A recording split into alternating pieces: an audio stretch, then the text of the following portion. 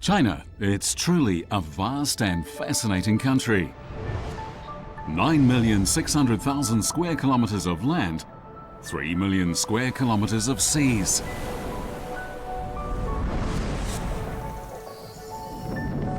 And it's never still, changing with the rotation of the seasons.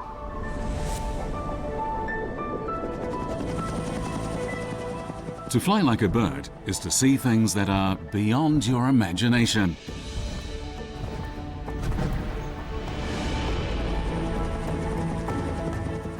You visit places you would never before have dreamed of.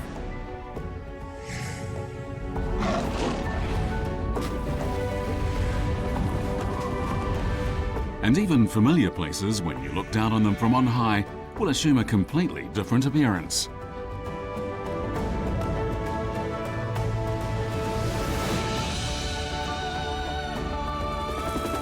We'll take you to explore places close at hand and far away.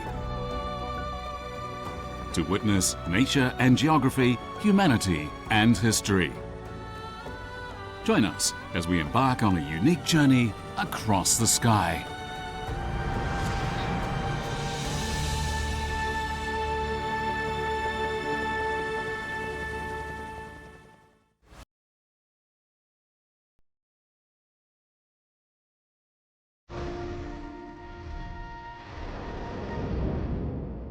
This is Shanghai, the great metropolis located on China's east coast, at the point where the Yangtze empties into the sea. The city lies on a plain which is, on average, just 4 meters above sea level. Two rivers cross Shanghai, the Suzhou and the Huangpu. The area of the city west of the Huangpu is called Puxi, and that to the east, Pudong. We'll begin our journey at the mouth of the Huangpu River and fly upstream to gain our first sight of Shanghai's extraordinary skyline.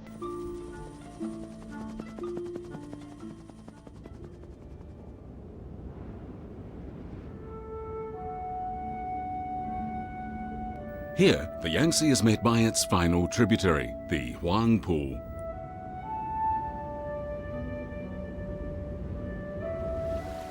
The point where the Yangtze passes the lighthouse and empties into the East China Sea marks the end of its 6,300-kilometer journey.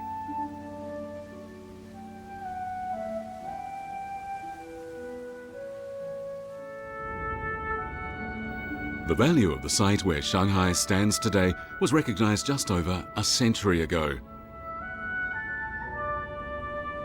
Here, the sea connects with the rest of the world, while the Yangtze provides access to China's hinterland.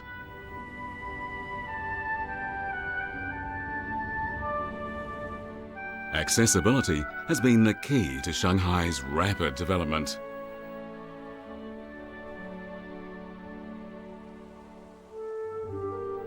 Moving upstream along the Huangpu, before long we arrive at the Bund.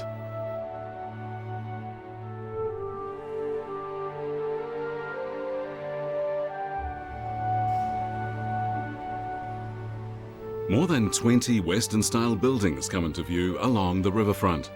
They are the defining image of the Bund.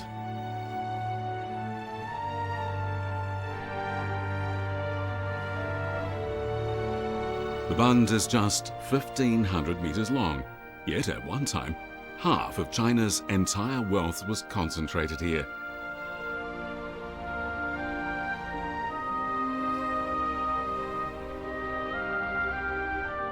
Before its rise, the Bund was nothing more than a muddy shoal. But following the Opium War of 1840, when Shanghai was forced to open up as an international port, British merchants began taking an interest in this stretch of riverbank.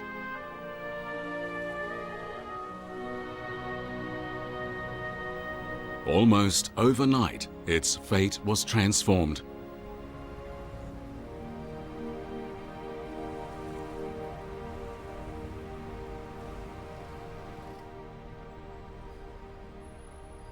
At the southern end of the Bund is the old meteorological tower dating from the late 19th century. Flags flown from the tower would indicate to ships entering the port what the weather conditions were like.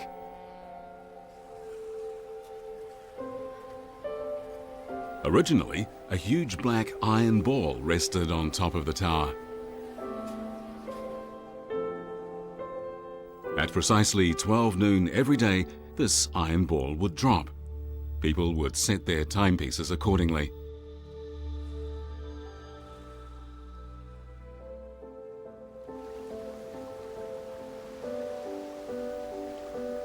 In 1927, a more modern clock was installed on another building on the bund.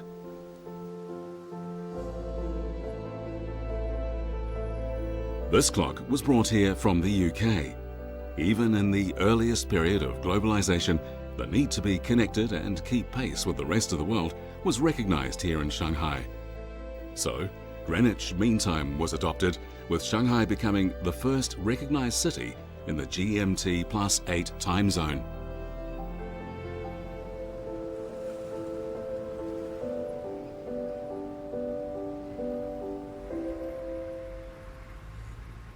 With Shanghai emerging as a major international port, financial institutions flocked to the bund. The building with the white dome was once the headquarters of a powerful bank.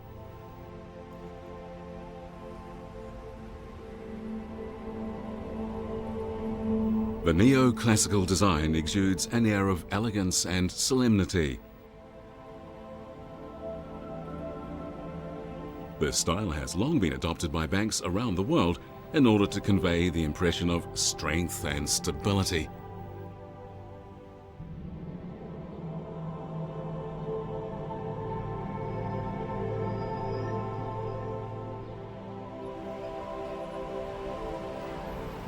This is Shanghai's busiest street. Despite originally being part of the city's French concession, for a long time it was nothing more than a dirt track where the British walked their horses. Because of this, it was known as the horse path. The horse path would become the starting point of China's journey to modernization. This route would have Shanghai's first road lamp and first tram line. Eventually, it was given the name it's known by today, Nanjing Road.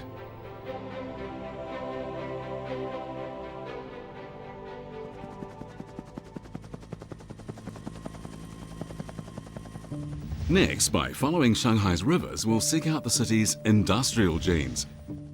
We'll see how old factory buildings have become art galleries, and how traditional industries are striving to become city hallmarks.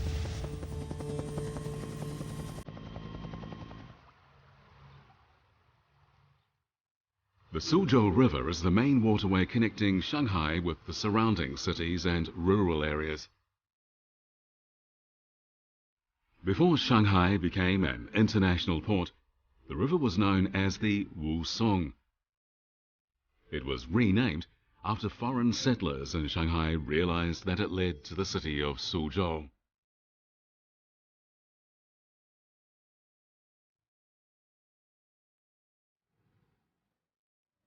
The end of the Suzhou River is marked by a bridge.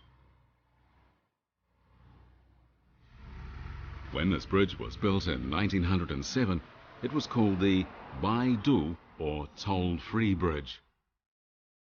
No one crossing it was expected to pay.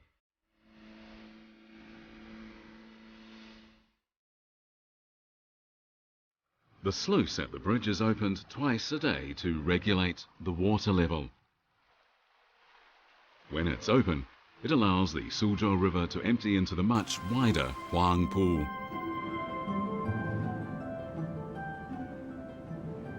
The Huangpu River, with its source in Zhejiang province, runs through the city from west to east. With Shanghai's rapid industrial development in the early 20th century, larger waterways were needed for transporting raw materials and generating hydroelectric energy. The Suzhou River was clearly too small to serve such purposes, so merchants turned instead to the Huangpu.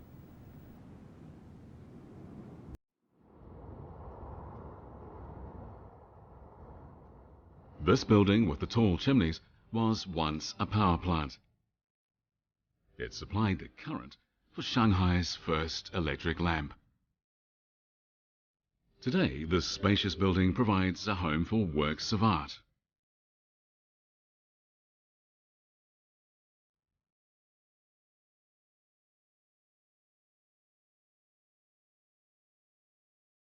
While old buildings like this have been given a new lease of life, a number of traditional industries have been revitalized.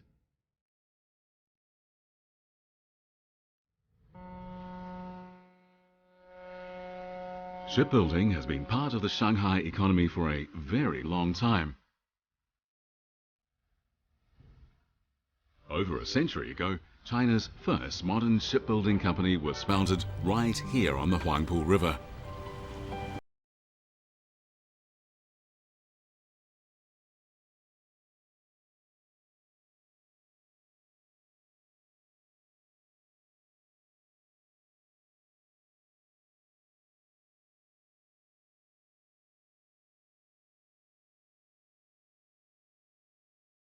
A 320,000-ton oil tanker.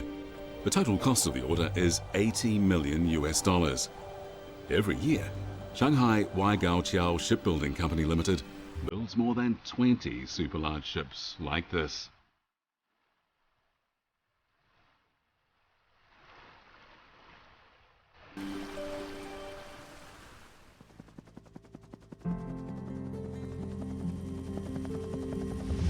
To visit Shanghai is to take a journey through time. The buildings are like clocks, indicating the time they belong to.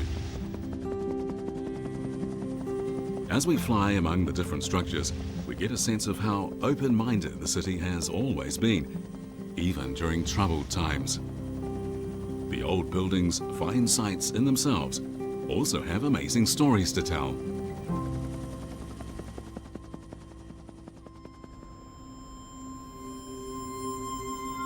Less than 50 kilometers from central Shanghai, there's a quaint old town called Zhujiajiao. Before Shanghai became an international port, it was known as Little Suzhou.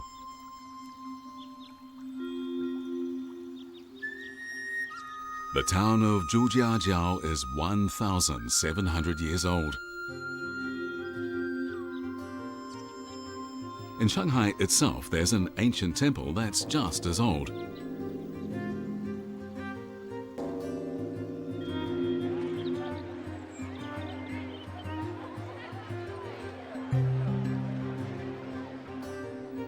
This is Longhua Temple, said to have originally been built 1,700 years ago. In the Tang Dynasty, Empress Wu Zetian had a Buddha hall built here.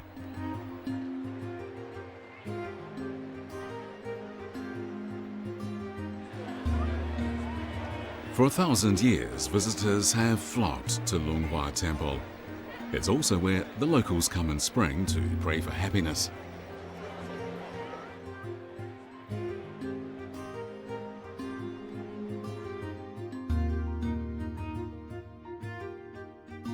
While this city often appears to be youthful, in reality it has a very long history.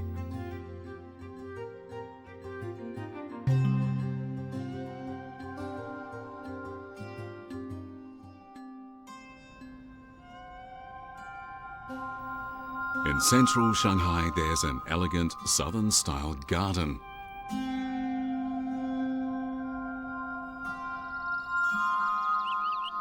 In the Ming Dynasty, Yuyuan was a private garden. Today, it's an oasis of peace and tranquility for the people of the city.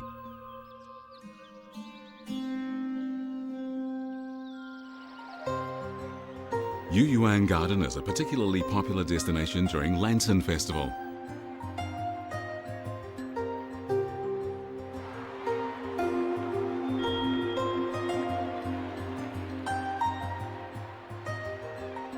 The festival is dominated by lanterns. As it's the year of the rooster, the lanterns feature roosters.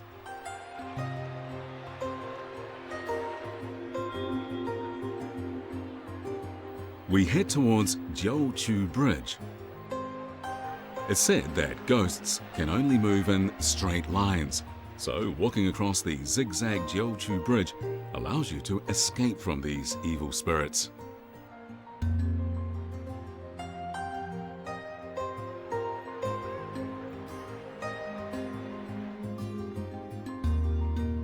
The tradition of holding a lantern fair in Yuyuan Garden dates from the late Qing dynasty.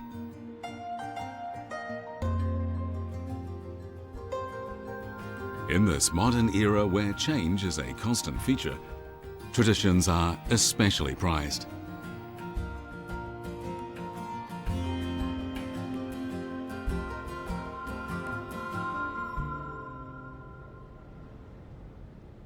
As we fly over Shanghai, we occasionally see neatly arranged houses with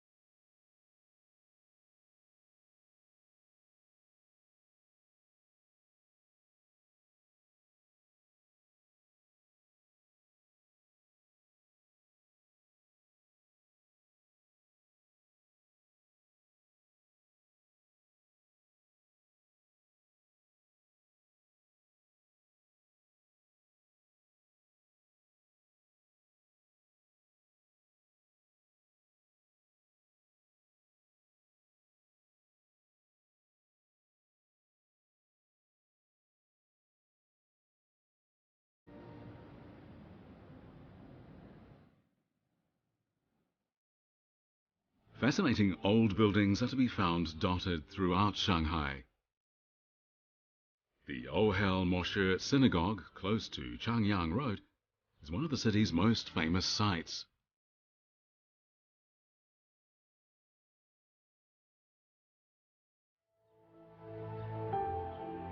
On this wall are inscribed the names of more than 10,000 Jewish refugees. All of them at one time lived in Shanghai.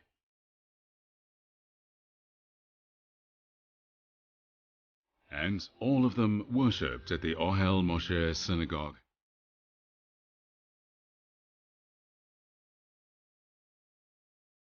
During the Second World War, 30,000 Jews arrived in Shanghai, having fled Nazi persecution. The city was the only place in China at the time that they could enter without a visa.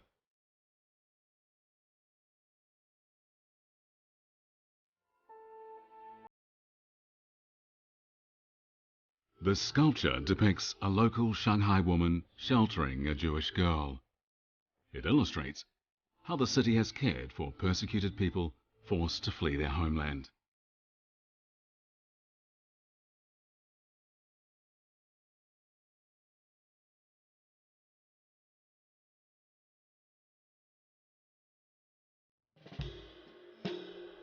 Next, we'll fly to southwestern Shanghai, where we'll get an impression of how the city looked in the old days. We'll visit a film park filled with replicas of famous sites on the Bund, where numerous films and television programs set in Shanghai have been filmed.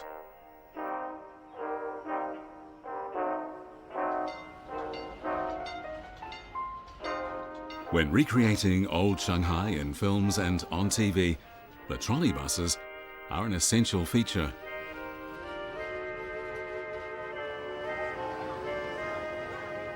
With careful arrangement, as few as 10 actors can give the impression of a bustling Shanghai street scene.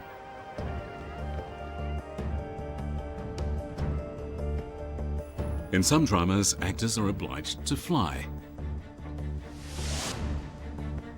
But with the help of a wire, this isn't a problem.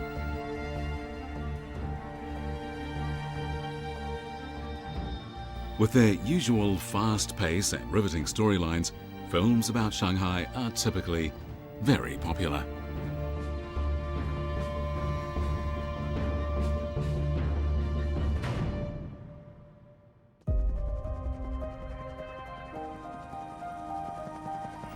Next on our Shanghai journey, we'll visit the city's financial center.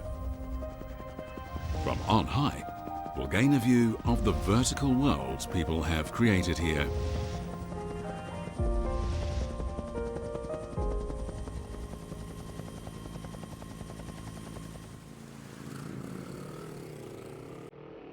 Every morning, crowds of people catch the ferry across the Huangpu River on their way to work.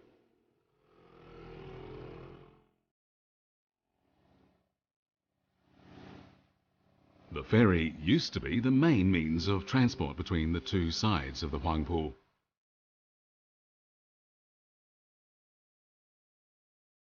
That was until 1976, when the first bridge was built over the river. Since then, a new bridge has been built here every 3 years.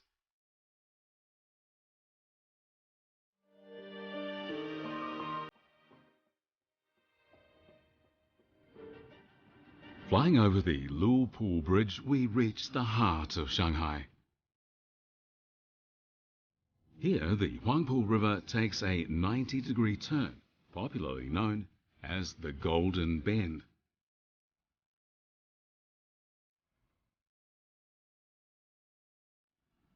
For many years, the bund on the Huangpu's west bank was the wealthiest place in China. But in the 1990s, Lujia's Way on the east bank took its place.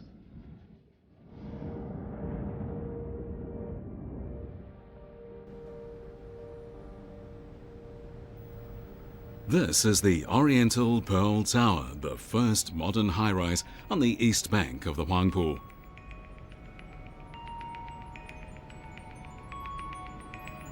The tower was designed to transmit TV signals across this massive city. Built at a cost of 800 million yuan, it's the world's third tallest TV tower.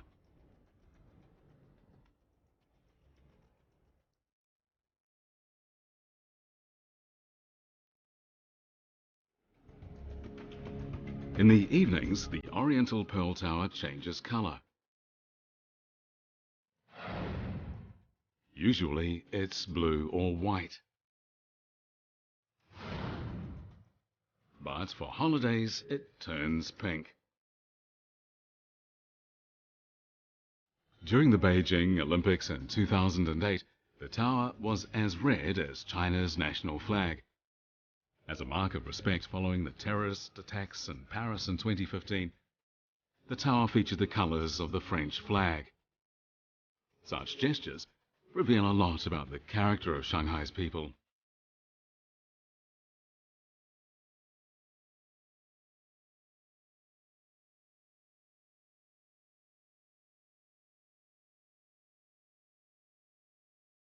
This building, dwarfed by skyscrapers, is the historical launchpad of China's capital market. It was in Shanghai in 1990 that the first stock exchange in the People's Republic of China opened to business. This building was completed just 3 years later. The ground floor hall can accommodate 1,600 traders at a time.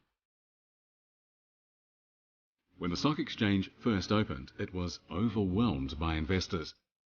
People who'd failed to get inside used binoculars to see what was going on. Some even traded stocks via walkie-talkies. This is the Jinmao Tower in Lujiazui. Standing over 400 meters high, with its tall, stately appearance, it resembles a traditional pagoda.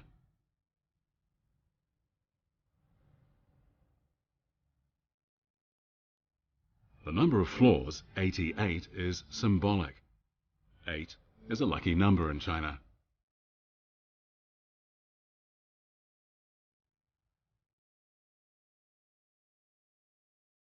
Yet, the man who designed the building wasn't Chinese, but American.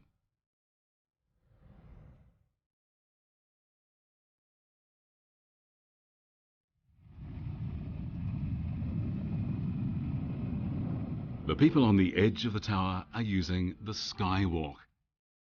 It's an open-air, glass-bottomed pathway 340 meters above the ground.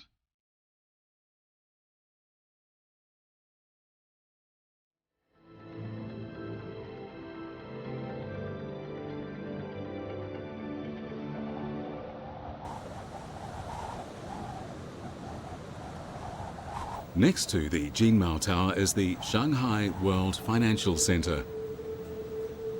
The top of the building features a trapezoid opening, earning it the nickname, the bottle opener.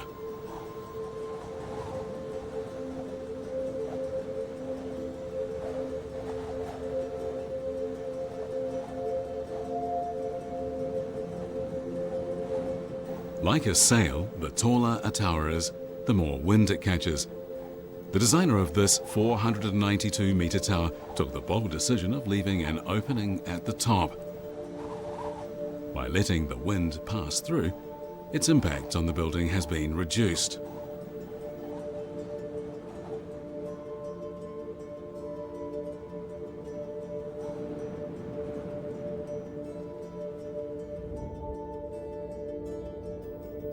It wasn't long, however, before an even taller building sprang up beside the World Financial Center.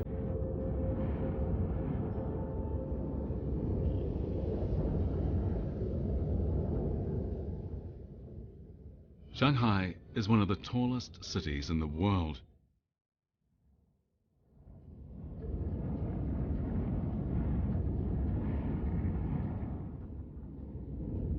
The Shanghai Tower at 632 meters is the tallest building in China.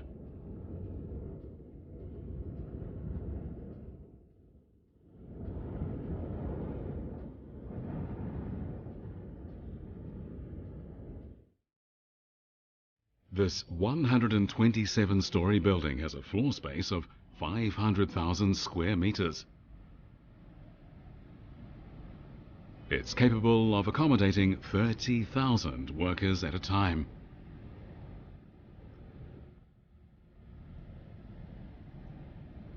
And it's an energy-efficient tower. On the top of the tower, there are 270 wind turbines. The energy these generate from the high-altitude winds powers the lighting for much of the building. On top of the tower, there's a spiral system that traps rainwater. The water is channeled into huge tanks, which supply the building with water.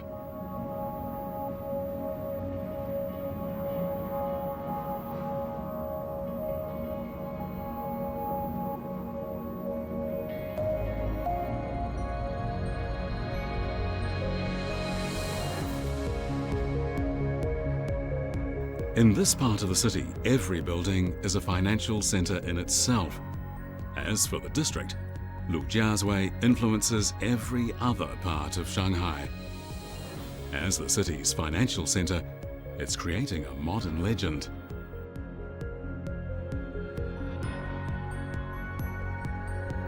"30 years ago, this was an area of fields. But when Shanghai was embarking on a period of rapid development, it happened to be the right place at the right time."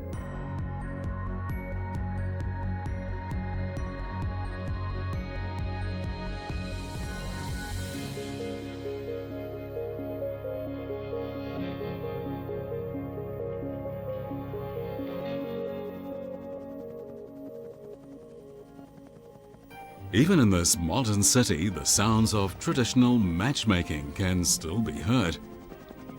We'll also hear a song of joy emanating from a paradise for children. And we'll witness a carnival in a kingdom of animals.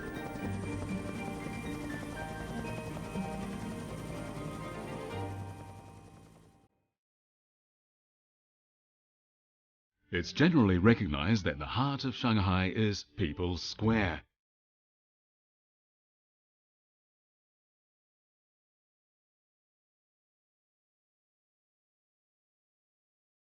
Located at the center of the square is a magnificent building. Near the square there's a park.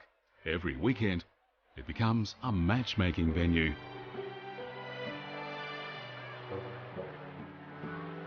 However, the matchmakers aren't third parties. They're the parents of the potential couples.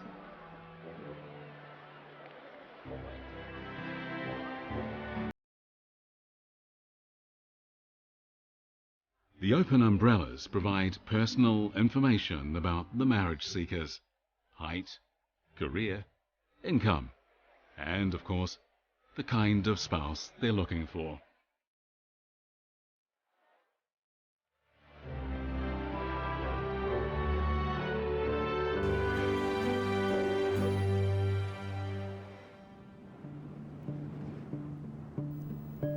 Next, we're flying south to a popular resort. 60 years after Disneyland first opened in the United States, it finally arrived in Shanghai.